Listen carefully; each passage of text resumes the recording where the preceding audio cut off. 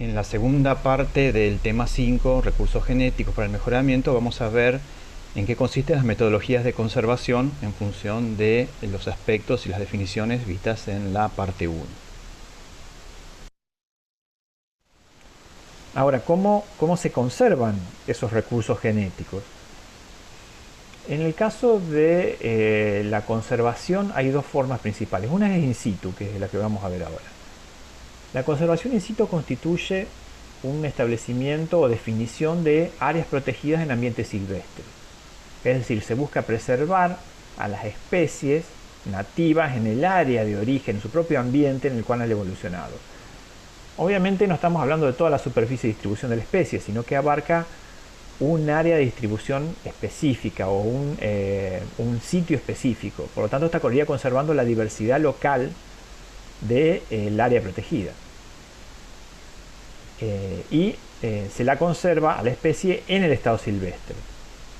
Es decir, la intervención del hombre es mínima. Esto son cosas a tener en cuenta a la hora de ver cuáles son las características propias de este tipo de conservación. Por ejemplo, en el caso de Argentina, si uno busca un mapa de las áreas protegidas, encuentra que son pequeñas superficies, pequeñas relativamente, ¿no? Hay algunas que son de mayor extensión, otras de menor extensión, pero que están distribuidas en distintas regiones del país y que lo que hacen es buscar mantener una variabilidad, proteger el recurso en el mismo ambiente en el cual ese recurso se ha originado. Esto tiene ventajas y desventajas. Entre las ventajas está, en primer lugar, que el recurso es conservado en un lugar al cual está adaptado. O sea, en ese sitio están los factores bióticos y abióticos a los cuales está adaptado por el proceso evolutivo el recurso.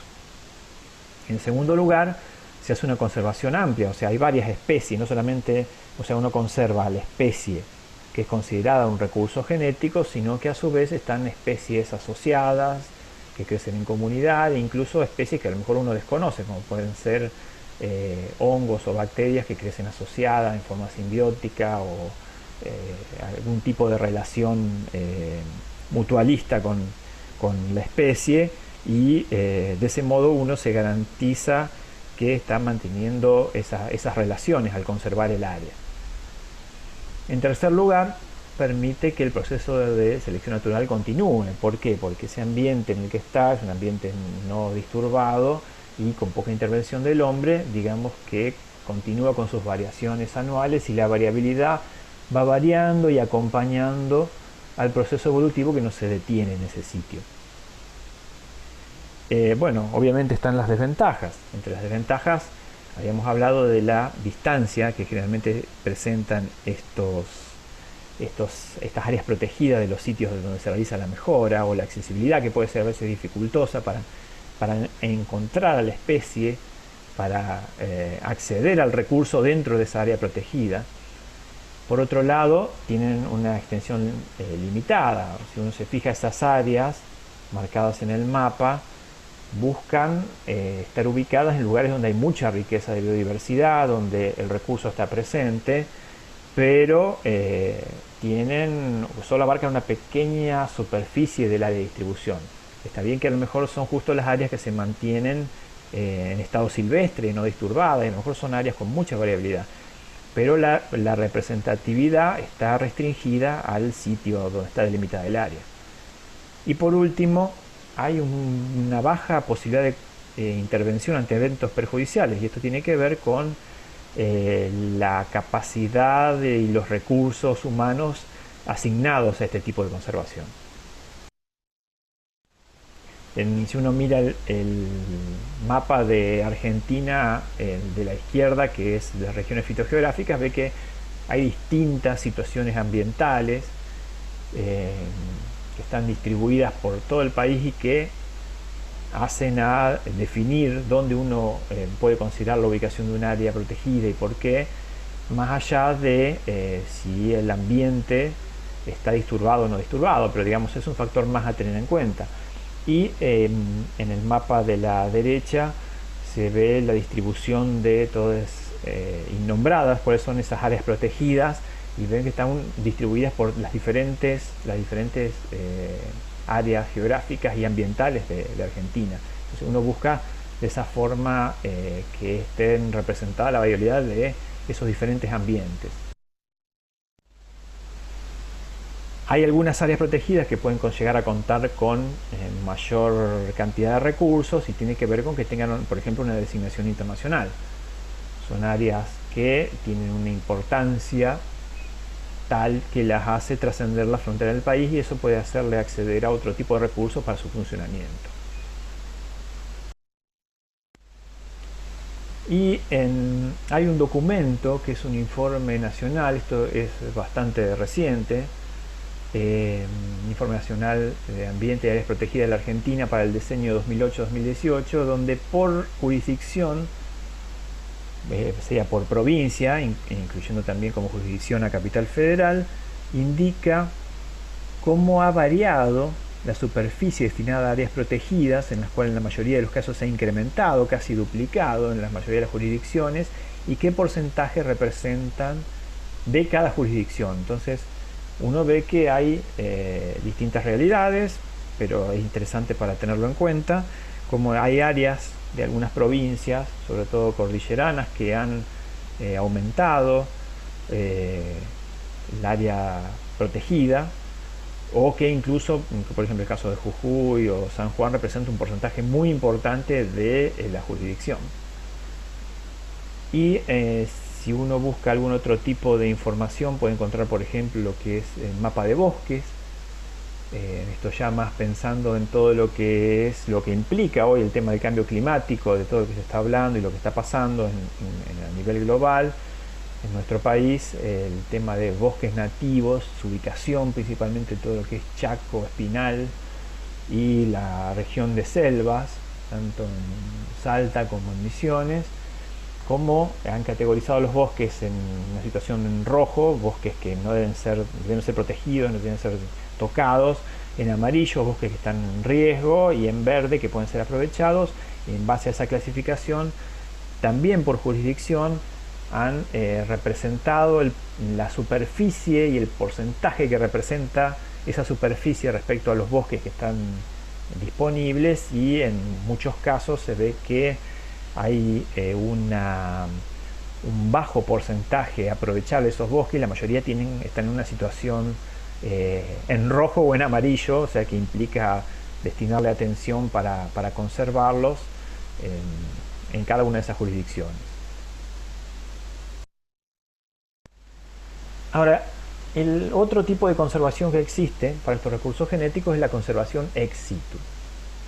En estos casos, el material que es conservado ex situ es lo que se denomina germoplasma. ¿Cuáles son las particularidades de este tipo de conservación? Una es que se conserva a largo plazo, es decir, lo que se guarda, se lo guarda pensando en tenerlo guardado un periodo de tiempo muy importante, por lo tanto tiene determinadas condiciones de conservación. En segundo lugar, la diversidad conservada está caracterizada, o sea, ya tiene el germoplasma que se guarda se denomina entrada. Cada germoplasma guardado es una entrada en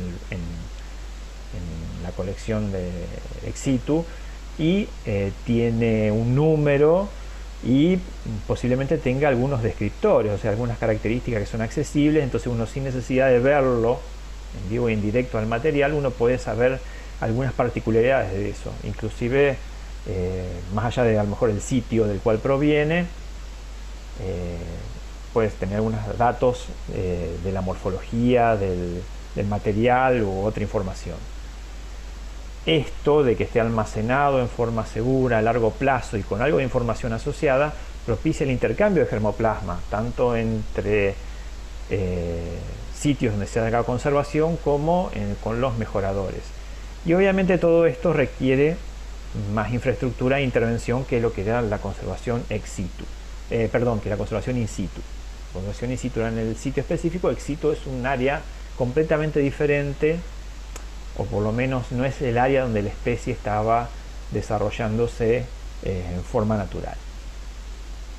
Este tipo de conservación tiene dos formas generales. Una es mediante banco de germoplasma de semillas, donde, como la semilla es el órgano de propagación natural de la mayoría de las especies vegetales, por ejemplo, o creo que incluso se hace con semen en el caso de animales, estos bancos de germoplasma de semillas lo que hacen es preservar muestras de entradas en condiciones adecuadas para que sea almacenada a largo plazo, o sea, baja temperatura, baja humedad, ausencia de oxígeno, todo lo que permita que la viabilidad de la semilla se mantenga durante un periodo de tiempo muy largo.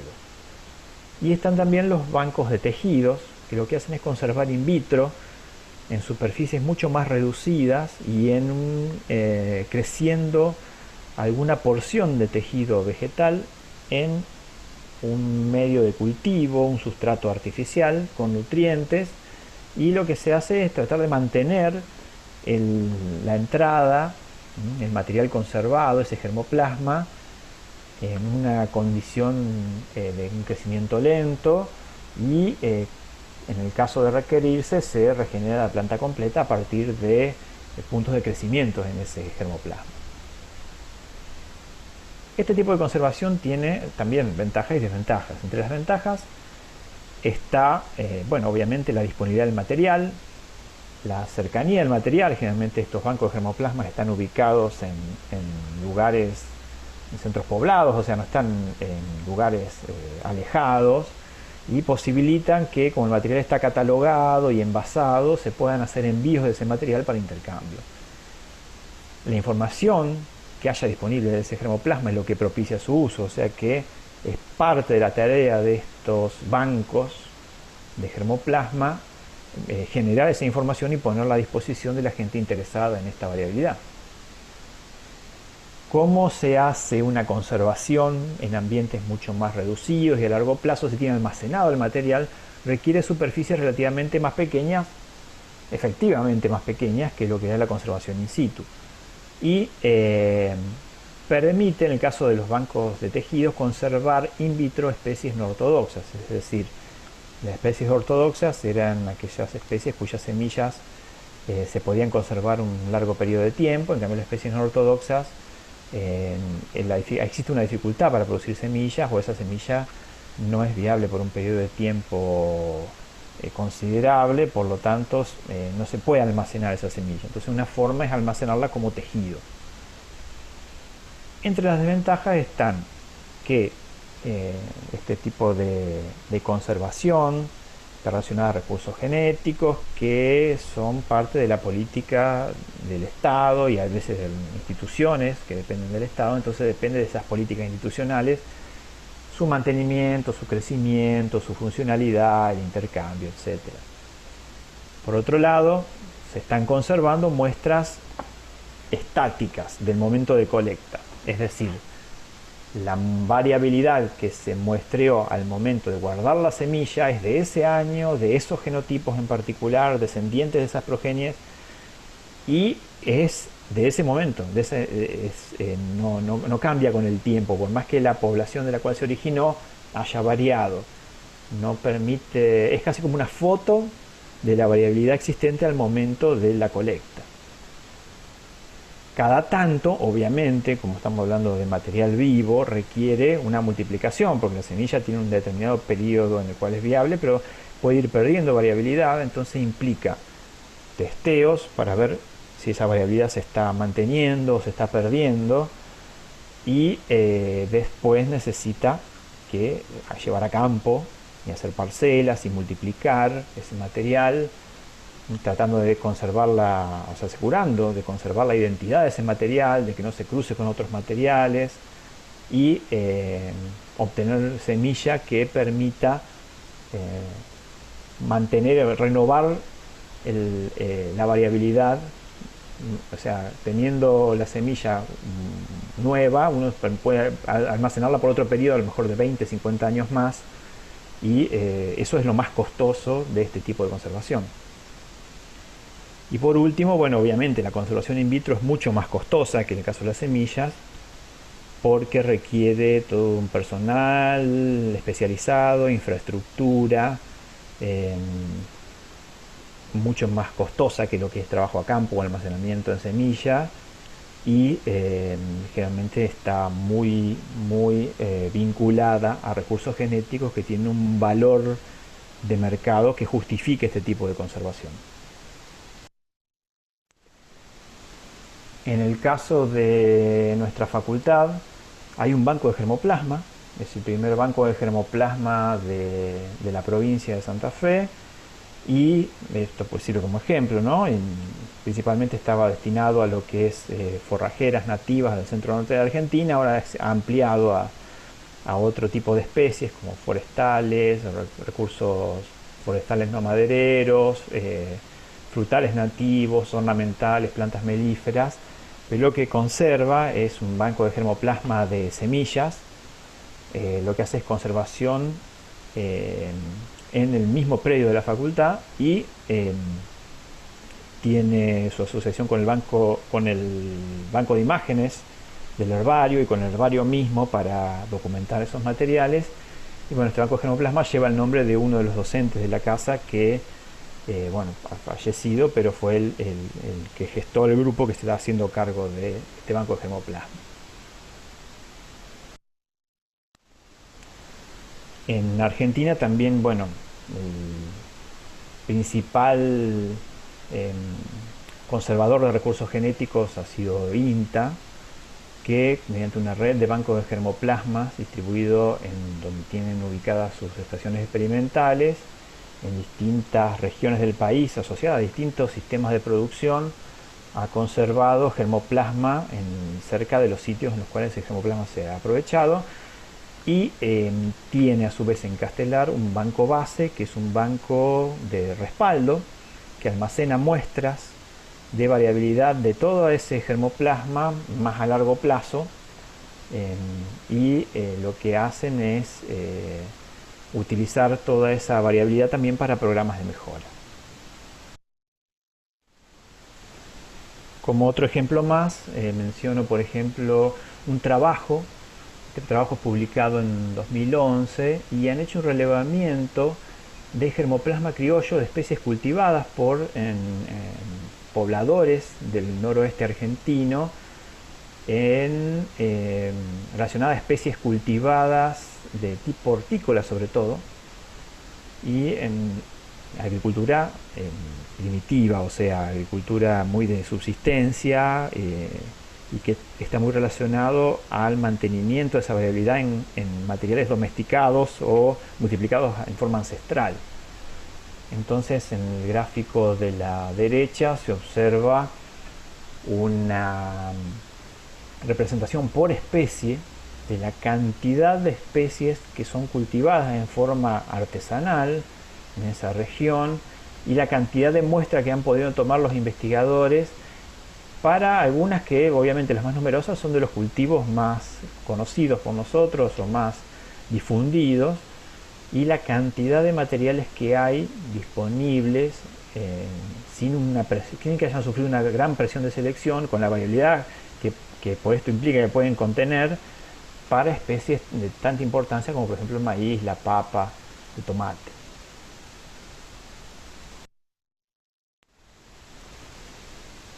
Entonces, cuando uno piensa en esa variabilidad, uno dice, bueno, perfecto, la máxima variabilidad está en los lugares de origen de las especies. Hay un mapita que representa o busca representar gráficamente la ubicación de los centros de origen de los principales cultivos. Y esos centros de origen, obviamente estamos hablando de centros de origen primario, que es el lugar donde la especie se ha originado.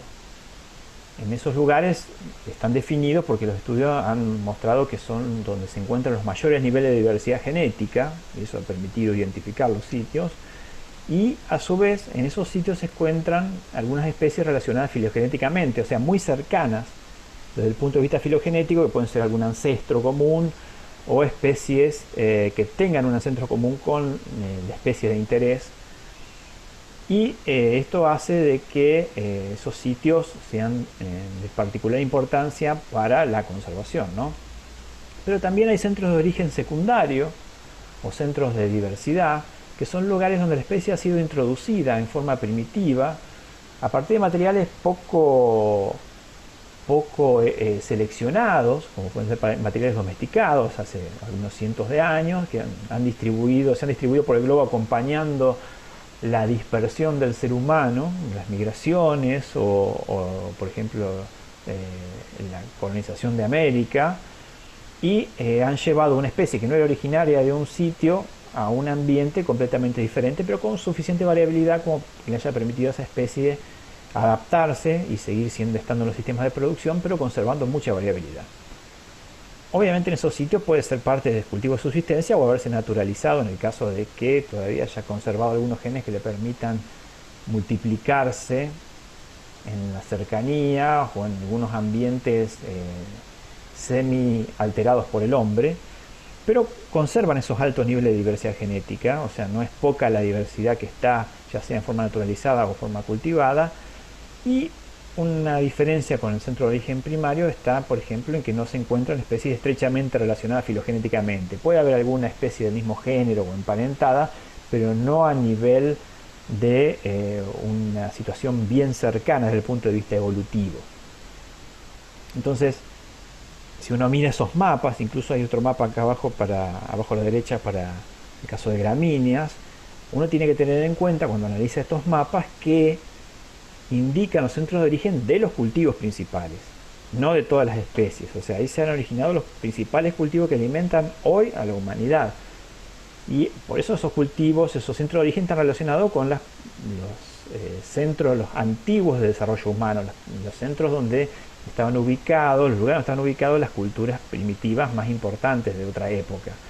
Pero no obstante, cada región, cada sitio que uno pueda considerar, cada país, tiene especies que son nativas de esos sitios, y muchas veces pueden ser hasta endémicas, para los cuales un país en particular puede representar un centro de origen, y que muchas veces estas especies están poco estudiadas o obviamente en esos casos tampoco se pueden llegar ni siquiera a encontrar materiales domesticados. Sin embargo, pueden representar recursos genéticos de importancia.